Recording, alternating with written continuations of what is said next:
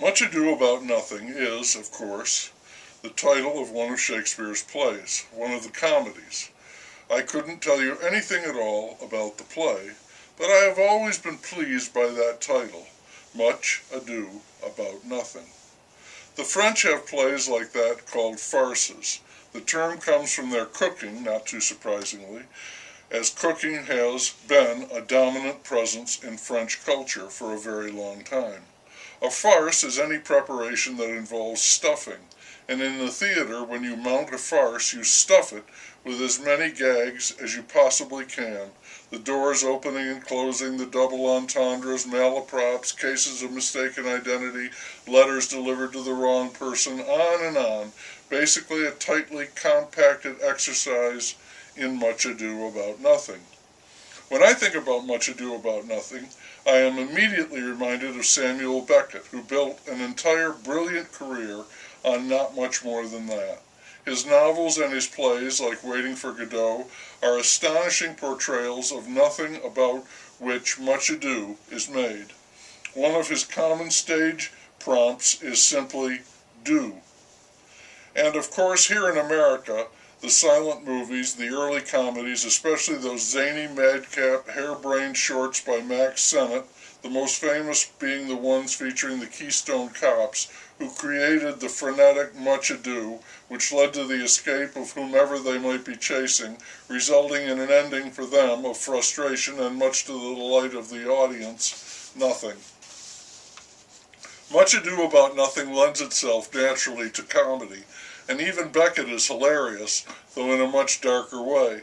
By the way, if you want to approach tragedy, all you need to do is snatch another phrase from Shakespeare, the sound and the fury, signifying nothing.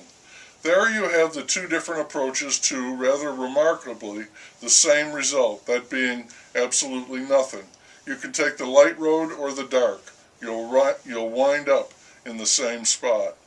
It's a mad, mad, mad, mad world used this formula, if we can call it that, to great effect.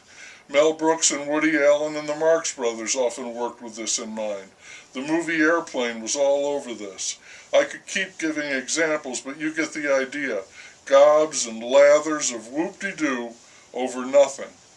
Much ado about nothing, and the greater the ado, the more ado present, the wilder the ado, the wilder and emptier the nothing. You could put that into strict mathematical terms and it would work out quite exactly. You ratchet up the ado and you increase your share of nothing. Facebook is a living shrine to this. We have centers of nothing. We call them state capitals. Ado swirls around in them like turds in a flushing toilet. Hollywood and Las Vegas are dedicated to creating the greatest amount of ado. There are temples built to celebrate it, as if it were not just mindless activity, but a sincere religious belief. But it all adds up to nothing, though it is a monumental nothing. The one so bright and noisy you have to think, boy, this is really something, and the other consisting of so-called stars who put the mere in mere mortals, and yet we persist in reckoning them as stars, stars on the screen, stars in cement, and stars in our imagination. And let me say that when it comes to Much Ado About Nothing, it's hard to beat a fevered, worked-up imagination.